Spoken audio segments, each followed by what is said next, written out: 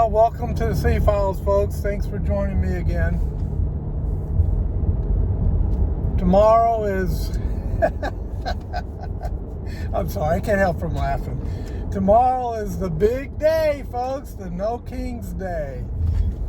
Saturday.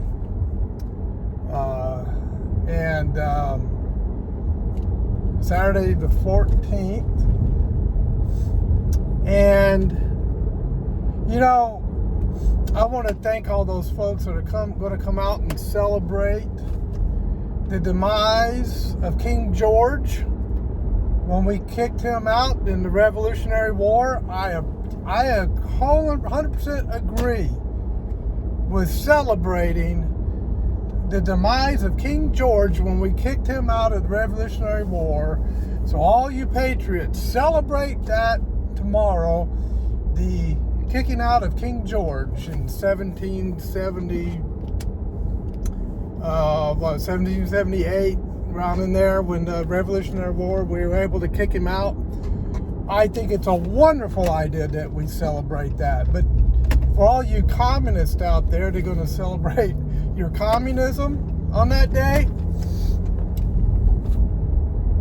I think some of you are going to run into some weather. We've been getting thunderstorms out here, and we're expecting more today, expecting more tomorrow. And when I say thunderstorms, I mean shake the house thunderstorms. And I think some of these events are going to get rained out. There's a front heading towards Chicago right now, and you know, the weather plays a big part in warfare. You know, I remember General Patton prayed for good weather so that he could go in and rescue the 101st Airborne as they were surrounded by the Germans in World War II. After that, colonel, the 101st Airborne colonel who was in charge of those troops, when the Germans told him, well, you need to surrender, he sent a message back saying, nuts. And the Germans couldn't figure out what that meant. But of course we know as Americans that he was telling them to go pound sand. Nobody's surrendering. We're fighting on. And so that's what happened. And folks, we're going to keep fighting on. We're not going to let the Antifa commies, the La Raza commies, we're not going to let the communists take over our country. It's not going to happen. Now, I can tell you out here where I'm at, in this county that I'm driving in, there's not going to be any riots. There's not going to be any protests. Everybody's just going to go on about their business and have a normal everyday Saturday tomorrow. But it's usually the Democrat stronghold big cities where this kind of stuff happens. You know, the sanctuary cities is where the melee will occur. But secretly, I learned this one, the Democrat mayors of some of those cities are secretly asking for the Trump administration to bring in National Guard to protect their citizens from the violence that would normally occur in a circumstance like that, where the communists are bust in to their city and they start tearing things up and looting, and they're the ones going in and looting and tearing up the stores and all of that kind of stuff, burning cars, having their iconic photos with their Mexican flags, you know, which is staged. I have a feeling there's going to be a lot of clashing between the police and these communists tomorrow. Here's the thing. The communists are already beat. They've already lost this war. They just don't know it yet. Stay up. They have no idea that they've already lost. Now you have the Antifa types, you have the La Raza types, you have the paid protesters that are just young, white, leftist, rich kids coming out of college, and they know nothing about the real world. They're just full, their head is just full of all that communistic ideology that's been pounded into their head by their professors in college. And you parents thought you were going to send them to college and make them even better than what they were? You just sent them to the wolves' den so the wolves could eat up on them a little bit. Trade school, for a lot of those kids, might have been a better option. Plus, they wouldn't have been so far down deep into debt on their student loans if they'd gone to trade school. And, you know, they could have come out making six figures out of trade school, doing just great. Now they're going to be baristas at Starbucks making, I don't know, $15, $20 an hour at the best with their underwater basket weaving degree out of college, which they proudly, you know, display on their wall at home. Yeah, this thing is loose. As they say, hey, I'm a college graduate. Look at me. I'm really smart. Yeah, I was smart enough to have the government pay for my college when I went. And I had no student loan debt. And I didn't go get an under basket water weaving degree or some sociology degree or psychology degree or some degree in gender studies or racial studies or some nonsense like that. When I went, I got something that would actually have a career and create money so that I could, or earn money so that I could take care of my family. That's what I did. And my priority was to take care of my family. My priority was, family was above job. If I had to quit my job, my law enforcement career, in order to take care of my family, I would have done it in a heartbeat. Family was number one, along with God being number one. So God and family were top priorities in our household. That's where we need to be, and that's where we're going to be. These communists will make their last stand tomorrow. They will be defeated tomorrow, in my opinion. And then we can begin to build this country where we need it to be. The first round of Doge cuts were passed through Congress. It was, I think, like $11 billion of cuts out of government. And the thing is, it's cutting the propaganda machine that the commies are using to push their communist propaganda. NPR, PBS, and entities like that push all that communist garbage onto the public. Nobody ever really watches those anymore anyway, so why fund them? Well, they're not going to fund them anymore. They're done. They're going to have to go out and compete in the public sector like everybody else. And that's going to be fun to watch because they're not going to last long. They do not have the ability to compete, even with people on YouTube doing the news. Just independent people doing the news on YouTube will do better. They will have more views and do better than NPR and PBS combined. Goodbye. Good riddance.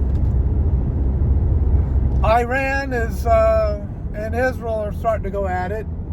Our diplomats have been pulled out of, our ambassadors have been pulled out of the Middle East for their safety. Our embassies have been shut down because things could potentially get hot over there.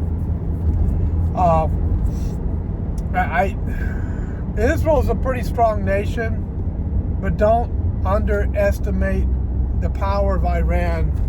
Iran does have a strong military, and this could be a really bad clash between Israel and Iran if it gets rolling. Trump says, no way we're going to allow Iran to have nuclear weapons. A lot of people believe that Israel already does have nuclear weapons. But the reason for the situation in Iran is because they believe in Islamic Jihad. And the problem is, not the people necessarily, but the government of Iran believes in Islamic Jihad. And they would, without question, use a nuclear weapon to commit jihad against Israel. Now, Israel is no angel. Israel does a lot of bad stuff. They're not innocent as the driven snow, or should we say, white as a general. How can we say this? Anyway, not as white, innocent as the driven snow. Although the snow is pretty dirty now with all of the chemtrails and garbage they put in the air, they've messed the snow up. I don't want to get too far off into that. I'm on Israel and Iran. So, Israel, I don't like them having nukes either, because I don't trust them with nukes any more than I would trust Iran with nukes. Neither nation, in my eyes, is a nation that we should trust. And neither nation is a nation that will act decently, professionally, and appropriately, in my eyes. The government of Iran has their Muslim jihad mentality, and the government of Israel has its globalist depopulation mentality. And, because it's run by the globalists, founded by the globalists, founded by the Rothschilds. And so you got a problem there too. Now with this Iran-Israel conflict that's getting ramped up right now, is that a sign of the end times? I'll just cut this in the bud right now. No, it's not. There's nothing in Scripture that addresses anything like that. Period. What about Ezekiel 38? The kings of the north would come down. Ezekiel 38 was fulfilled 1,000 years ago. That battle was fought with horses and shields and spears and arrows 1,000 years ago. And it's recorded in the book of Esther. If you want to read what happened with Ezekiel 38, just read the book of Esther in the Bible. It will tell you all about that battle that occurred. We have bought into all of this nonsense and idiocy when it comes to Bible prophecy, pushed by the dispensationalists, pushed by John Darby, by C.I. Scofield, by Hal Lindsey. I mean, we can go down the list. Tim LaHaye, all of the dispensation, Clarence Larkin with his dispensational truth and rightly dividing the word, those books. I mean, a lot of those people have taught many Christians a false teaching when it comes to end times. A lot of what they say is the signs of times today are past fulfilled, folks. They're past fulfilled. Now, that's not to say that there's not going to be a final consummation of sin, that there's not going to be a future resurrection of the believers. I never said that. What it's saying is, what they're saying are the end time signs. Those signs were for the first century, coming out of the Olivet Discourse. That has nothing to do with any future events when it comes to resurrection, a return of Christ, and so forth. Okay? So, that's where I'm at on that. Now, there are no signs that will be given us. As a matter of fact, Jesus Christ said a wicked generation seeks after a sign. So, take that one, put it in your pipe and smoke it. All right, so I'm getting close to my destination, so I better get on with it. Now, so that conflict is happening. We need to pray that will settle down, because that gets ramped up. The entire Middle East is going to be it's going to be bad for everybody in the Middle East. It's not going to be good. Russia, Ukraine, of course, that's old news. That's going to keep going until NATO decides to back off. NATO started that conflict, not Russia. NATO was poking the bear and poking the bear and poking the bear and poking the bear and poking the bear until the bear said, finally woke up from his slumber, eyes red and angry, and said, that's enough. We're pushing back. That's what that was all about. All right.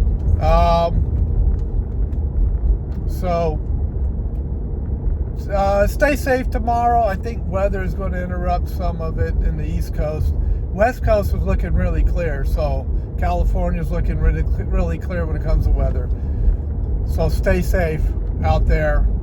Keep your eyes open. Don't let yourself get surrounded by a bunch of communists trying to pound on your window, and pull you out of your car and beat you up.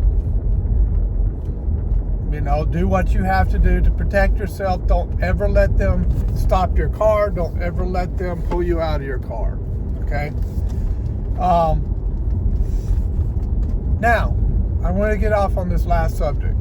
I just washed this car, and there's always spots on it after it rains. When I was a kid, even when I was a teenager in the 75, 76, I would wash my car and no spots. There were no rain spots on cars back then. It would rain, it would actually help clean the car. There was no problem. When I was growing up in the 60s as a kid, you could actually take snow and make something from the snow. Make a snow cone or whatever, I can't remember what they do with it, but anyway, it was clean. The snow was clean.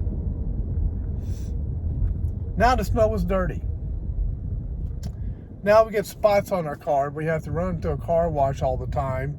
Even when it's raining, I run it through the car wash in between the rain cycles. It's going to rain today, but I want to get those chemicals off of the paint on my car so it doesn't ruin the paint. They're spraying up there. That needs to stop. And why the Trump administration hasn't addressed that and put a halt to that yet, I don't know. But it needs to stop. Okay? Oh, they're contrails. They're just the air. They're just the water vapor. No, it's not. Stop with that lie. I know the difference between a contrail and a chemtrail. Okay? I was in the military. I was around military aircraft all the time. I know the difference. It's chemtrails. Okay? So there you go. All right. God bless you guys. I'm here. Love y'all. Take care of yourselves. I hope a lot of these events get rained out. but we'll keep the one in Washington. May the Army have their 250th anniversary. God bless the Army. Thank you for your service.